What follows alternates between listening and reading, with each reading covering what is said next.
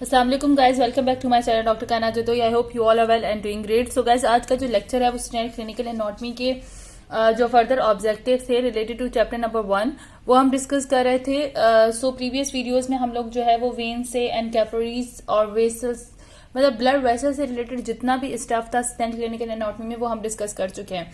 आज जो है वो मोस्ट इंपॉर्टेंट टॉपिक है which is lymphoid system, means के लिम्फेटिक सिस्टम के बारे में हम लोग डिस्कस करेंगे।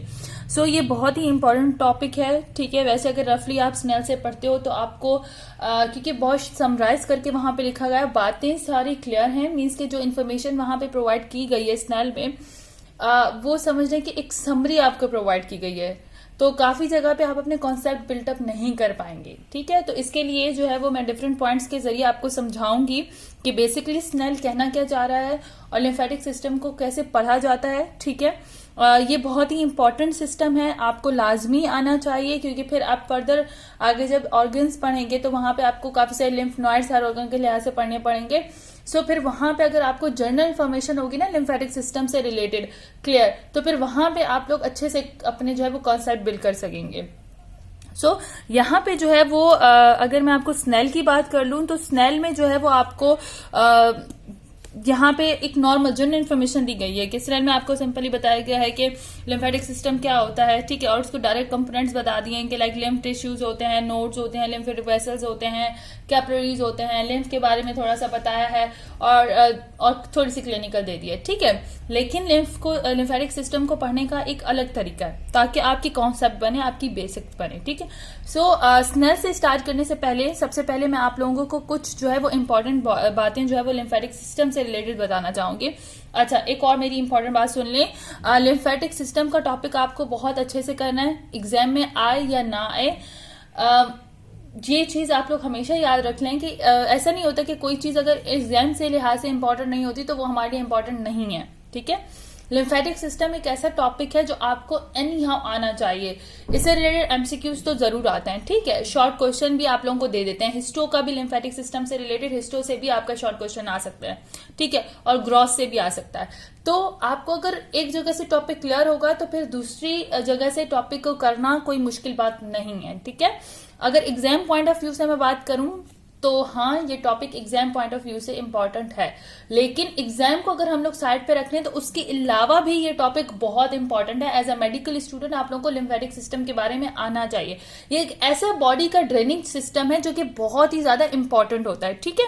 अगर हमारे अपने से ना होगा कि इसकी वजह से ना बहुत सारे डिसऑर्डर हो जाते हैं, ठीक है। देखो, लिम्फेटिक सिस्टम एक बहुत ही इंपॉर्टेंट सिस्टम है एक बॉडी का, क्योंकि ये हमारे पास मेन ड्रेनिंग सिस्टम का काम करता है। वो किस तरीके से करता है वो सारी चीजें हम लोग डिस्कस करेंगे। इससे पहले मैं आपको बता दूं, थोड़ा सा कंफ्यूजिंग टॉपिक है अगर आप सिर्फ स्नेल से करते हो ये टॉपिक। अभी लिम्फेटिक का स्नेल ने इंपॉर्टेंस तो बता दिया, सारा प्रोसीजर बता दिया, लेकिन सिर्फ समराइज किया है, ठीक है। इससे पहले मैं थोड़ी सी आपको गाइड कर लूंगी कि आप किस तरीके से अपने नोट्स जो है वो लिम्फेटिक सिस्टम से रिलेटेड बना सकते हैं। लाइक आपको ना लिम्फेटिक सिस्टम के अपने ये सारी चीजें मैं शेयर करूंगी आपसे, ठीक है, ये सारी चीजें शेयर करूंगी, लेकिन एक सिंपल ओवरव्यू आप लोगों को दे रही हूँ कि आप लोग किस तरीके से जो है वो लिम्फेटिक सिस्टम से रिलेटेड अपने नोट्स बना सकते हैं, ठीक है। अगर फॉर एग्जाम्पल लिम्फेटिक सिस्टम है तो उसके बारे में आपको कुछ इंपॉर्टेंट इन्फॉर्मेशन होनी चाहिए, जनरल इन्फॉर्मेशन के लिम्फेटिक सिस्टम क्या करता है, इसमें बेसिकली इसका काम क्या होता है, ठीक है। फिर उसके बेसिक आपको पता हो कि कौन कौन से कंपोनेंट्स आ जाते हैं। फिर उन कंपोनेंट्स को आपको ना डिफरेंट अलग हर एक कंपोनेंट्स के बारे में आपको एटलीस्ट 5 से 6 लाइनें पता हो, ठीक है, और याद हुई भी हो।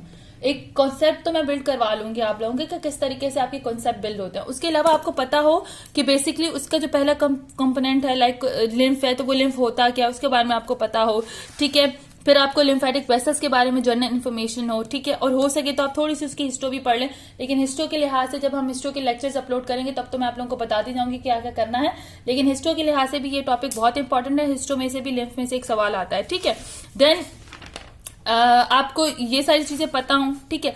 उसके बारे में उसके बाद आपको पता हो कि आपके पास जो है उसके बाद जब हम लोग मैकेनिज्म करेंगे ना, मीन्स किस तरीके से लिम्फ की ड्रेनेज का प्रोसेस होता है, ठीक है। सबसे पहले कैपिलरीज होती हैं, फिर वहां से लिम्फ जो है वो ड्रेन करके कहाँ पे वेसल्स में जाता है, फिर लिम्फ नोड्स में जाता है।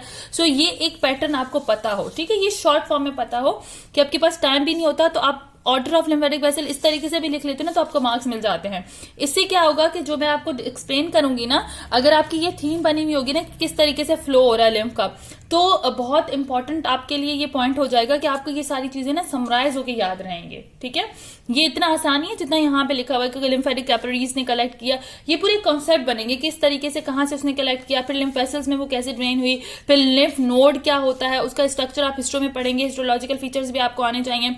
फिर वो ठीक है, यहाँ पे आप देखो, यहाँ पे ए फ्रंट लिम्फेटिक वेसल्स होते हैं, फिर यहाँ से लिम्फ नोड में जाता है, फिर ये ई फ्रंट लिम्फेटिक वेसल्स होते हैं, फिर ट्रंक में जाता है, फिर डिफरेंट कलेक्टिव डक होती है, वहां पे जाता है, फिर सब क्लेनी वेन में जाता है। तो ये आपको एटलीस्ट ये फ्लो चार्ट आपको आना चाहिए। ठीक है, उसके बाद इन तमाम चीजों को यहाँ पे थोड़ा सा बता दिया है। ठीक है, उसके बाद आपको लिम्फ कैपिलरीज के बारे में एटलीस्ट इन्फॉर्मेशन होनी चाहिए जो कि मेन कंपोनेंट है लिम्फेटिक सिस्टम का। ये आपको नोट्स बनाने का तरीका बता रही हूँ। ठीक है, उसके बाद आपके पास लिम्फेटिक नोट्स पता हो, लिम्फ नोड्स आपको पता हो, ये macroscopic anatomy of a lymph node है।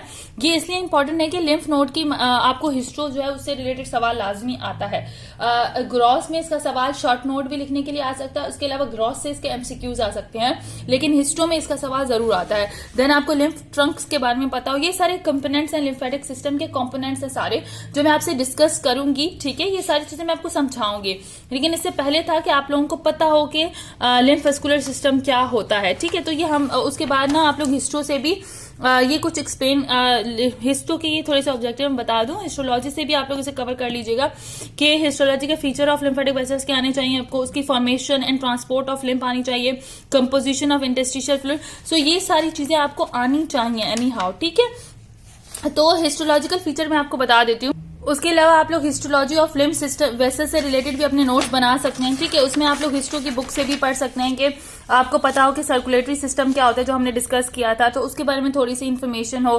देन उसके बाद ये आपको जनरल इन्फॉर्मेशन लिम्फ की पता हो कि लिम्फ क्या होता है, फिर काइल और लेक्टियल्स कैसे, कौन से लिम्फ्स को हम लोग कहते हैं, उनमें क्या डिफरेंस होता है, ये आप लोगों को पता होना चाहिए। ये वही फ्लो है जो मैंने आप लोगों को बताया था कि कैसे कैपिलरीज से पहले लिम्फ जो है वो वेसल्स में जाएगा, फिर किस तरीके से वो डक्ट में फिर ड्रेन्स होगा, फिर उसके बाद किस तरीके से जो है वो ट्रंक से डक्ट में जाएगा। तो ये सारी चीजें, ये फ्लो चार्ट्स होते हैं जो आपको नॉर्मली इस तरीके से याद होने चाहिए। हिस्ट्रो में आपको ये इन्फॉर्मेशन भी होनी चाहिए कि लिम्फ वेसल जो है उनमें सेंट्रल लिम्फ टिश्यूज क्या होते हैं, पेरिफेरल लिम्फ टिश्यूज क्या होते हैं, सर्कुलेटेड लिम्फ किस तरीके से मूव करता है। तो ये जो है ये बात हम लोग जो करेंगे ये हमारे पास हिस्ट्रो में आ जाएगी। ठीक है, मैं हिस्ट्रो भी इंशाल्लाह जब हिस्ट्रो के लेक्चर्स अपलोड करूंगी तो उनके साथ ये सारी चीजें भी अपलोड करती जाऊंगी। अच्छा, ये हिस्ट्रो में जो है वो एटलीस्ट आप लोगों को histology of the lymph capillaries के बारे में ये सारे पॉइंट्स पता हो कि कौन से एंडोथेलियल सेल्स होते हैं, कैसे क्लफ्ट बनती हैं, और कौन कौन से इलास्टिक फाइबर्स वगैरह कौन कौन सी चीजें जो है वो इसके अंदर आती हैं। तो ये सारी चीजें आप लोगों को एटलीस्ट पता होनी चाहिए। ठीक है, ये हिस्ट्रो का टॉपिक। हिस्ट्रो के आपको फीचर्स तो पता होते हैं, लाइक लिम्फेटिक वेसल्स की जब बात आ जाती है तो उसके अंदर कौन कौन सी हमारे पास लेयर्स होती हैं, ठीक है, वो किन टिश्यू से, फाइबर से मिलकर बनी होती हैं, वो सारे पॉइंट्स आप लोगों को जो है वो क्लियर होने चाहिए। इस तरीके से आपको जो है वो थोरेसिक डक्ट एंड वो राइट लिम्फेटिक डक्ट्स, उसके भी आपको फीचर्स पता होने चाहिए, हिस्टोलॉजिकल फीचर। सो ये सारे पॉइंट्स वो थे कि किस तरीके से आपको नोट्स बनाने हैं। ठीक है, लेकिन हम तो ग्रॉस का जो टॉपिक है वो ग्रॉस का कर रहे हैं कि किस तरीके से स्नेल ने ग्रॉस में बताया है।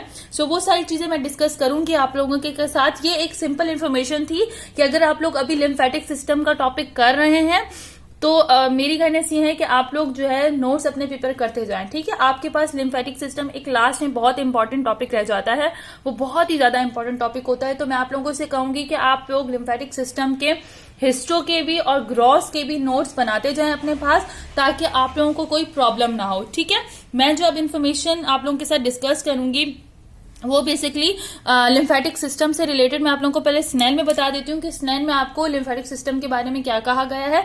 देन हम उसके बाद जो है वो अपनी जो जनरल इन्फॉर्मेशन है वो भी डिस्कस करेंगे। ठीक है, सो सबसे पहले आपको पता होना चाहिए कि लिम्फेटिक सिस्टम होता क्या है।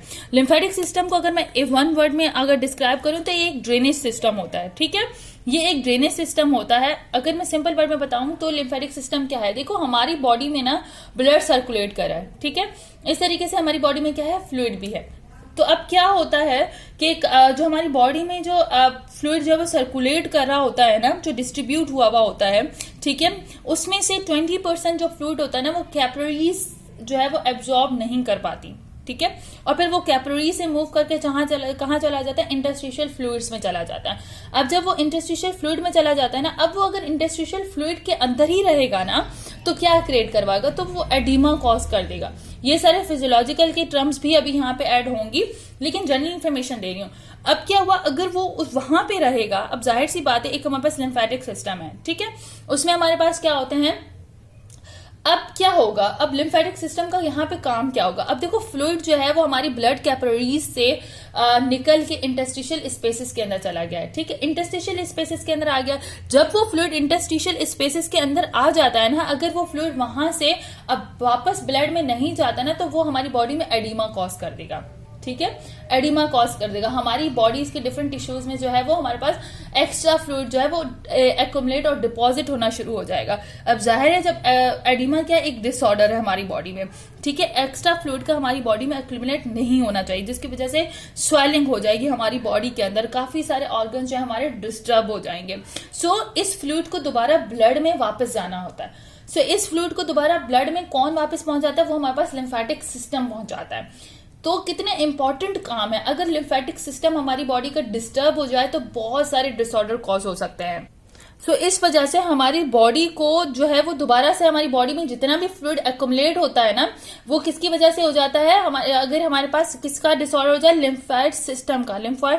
हमारी बॉडी का लिम्फेटिक सिस्टम अगर सही से काम ना करे, तो वो सारा जो ब्लड है ना, वो जो हमारा सारा फ्लूइड होता है ना, वो एक्युमुलेट होना बॉडी में शुरू हो जाएगा, जिसकी वजह से स्वेलिंग होगी, एडिमा होगा, और अगर ट्रीट ना हो तो इन द एंड हमारी डेथ हो जाएगी, ठीक है। सो इसी वजह से हमारी बॉडी में एक लिम्फेटिक सिस्टम है जो कि हमारे पास accumulation of the extra fluid नहीं करवाता। अब यहाँ पे सारी जर्नल इंफॉर्मेशन दी गई है, ठीक है। उससे पहले मैं आप लोगों को कुछ, यहाँ पे आपको एक समराइज करके पैटर्न बता दी गया। उससे पहले मैं आप लोगों को कुछ इंपॉर्टेंट जो है वो चीजें बताना चाहूंगी, जो आप अपने पास नोट कर लें कि कभी भी आप खोलें तो आपको वो सारी चीजें जो है वो बेसिकली आपको माइंड हो, आपको आपके माइंड में पहले से ही हो। सबसे पहले हमारे पास जो हम डिस्कस करेंगे वो हमारे पास लिम्फेटिक सिस्टम की डेफिनेशन से होगा, ठीक है। अब हमें पता है कि अगर मैं वन वर्ड के अंदर लिम्फेटिक सिस्टम को डिफाइन करूं, तो लिम्फेटिक सिस्टम को अगर वन वर्ड में हम डिफाइन करें तो लिम्फेटिक सिस्टम क्या है, it is a drainage system, ठीक है, ड्रेनेज सिस्टम। और ये क्या करता है कि large particles that escape into the tissue fluid can only be removed via lymphatic system. अच्छा, जो लार्ज पार्टिकल्स होते हैं ना, बेसिकली लार्ज पार्टिकल्स जो कि ब्लड के मीन्स के हमारी कैपिलरीज जिन्हें एब्जॉर्ब नहीं कर पाती, ठीक है, और उसके अलावा जो एक्स्ट्रा फ्लूइड जो हमारी बॉडी से मीन्स के 70 to 80% जो है हमारी कैपिलरीज जो है वो फ्लूइड को एब्जॉर्ब करती हैं, रीएब्जॉर्ब कर पाती है, लेकिन जो 20% रिमेनिंग हमारी बॉडी में चला जाता है ना, वो सारा किसके थ्रू ड्रेन होता है, थ्रू लिम्फॉइड सिस्टम के थ्रू, ठीक है। Although widely distributed throughout most of the body, most of the lymphatic system is not appear in the cadaver, yet it is essential to survival.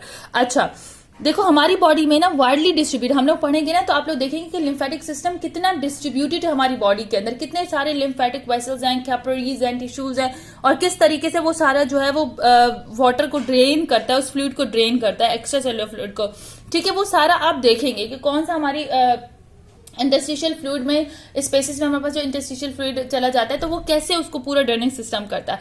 लेकिन एक cadaver के अंदर, एक डेड बॉडी के अंदर हमें लिम्फेटिक सिस्टम इतना वाजे नजर नहीं आता, हालांकि इतना इंपॉर्टेंट है। Knowledge of the anatomy of the lymphatic system is important for the clinical.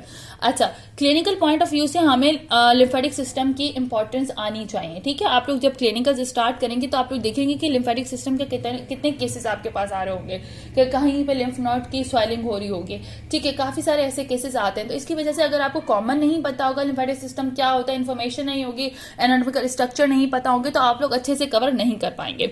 Most of the fluid and electrolytes entering the extracellular fluids from the blood capillary is also reabsorb bye them. बहुत सारे वो fluid और electrolytes जो कि हमारे पास extra cellular spaces के अंदर आ जाते हैं फ्रॉम द ब्लड कैपिलरीज की वजह से, वो रीएब्सॉर्ब कौन करता है, हमारे पास लिम्फेटिक सिस्टम करता है। तो ये मेन पॉइंट है जो आप लोगों को आना चाहिए। However, as much as 3 liters each day fails to reabsorb by the blood capillaries. देखो कितना ज्यादा फ्लूइड है, मीन्स कि हर दिन, एक हर डे के हिसाब से डेली बेसिस के ऊपर 3 लीटर जो हमारे पास मैक्सिमम 3 लीटर जो फ्लूइड है वो कैपिलरीज रीएब्जॉर्ब नहीं कर पाती हैं। अब आप डेली बेसिस के अंदर आप लोग सोचो कि अगर 3 लीटर एक्स्ट्रा फ्लूइड हमारी बॉडी में एक्यूमुलेट होना शुरू हो जाए, सो कितनी स्वेलिंग हो जाएगी, कितने डिसऑर्डर कॉज होंगे, और अगर उसे ट्रीट ना किया जाए तो वो लीड टू द डेथ भी पहुंच सकता है वो पेशेंट। तो इसलिए लिम्फेटिक सिस्टम एक इंपॉर्टेंट सिस्टम है जो कि हमारी बॉडी को क्या करता है, सेफर साइड प्रोवाइड करता है। वो हमारी बॉडी में जो स्वेलिंग का प्रोसेस है उसको रोकता है, और इस एक्स्ट्रा सेलुलर फ्लूइड को जो हमारी बॉडी में इंटरस्टिशियल स्पेसेस में हमारे पास जो फ्लूइड एक्स्ट्रा फ्लूइड एक्यूमुलेट हो सकता था, उसे ये लिम्फेटिक सिस्टम जो है दोबारा ब्लड में पहुंचा देता है। ठीक है। Further more, some plasma protein leaks in the extracellular spaces and material originating from the tissue cells that cannot pass through the walls of blood capillaries such as cytoplasm from the distinguished cells continually enters the space in which the cells live। अच्छा, इसके अलावा हमारी क्योंकि capillaries का diameter बहुत छोटा होता है, उनका ल्यूमेन बहुत छोटा होता है, तो और उसकी वजह से उनकी जो स्पेस जो एक्स्ट्रासेलुलर कुछ लाइक प्लाज्मा प्रोटीन्स होते हैं वो हमारे ब्लड से जो है वो कैपिलरीज में मूव नहीं कर पाते। अब क्या होता है, ऐसे लार्ज सेल्स जो कि हमारी जो ब्लड से निकल रहे हैं, मीन्स के प्लाज्मा प्रोटीन फॉर एग्जांपल है, मेन फैक्टर है। ठीक है।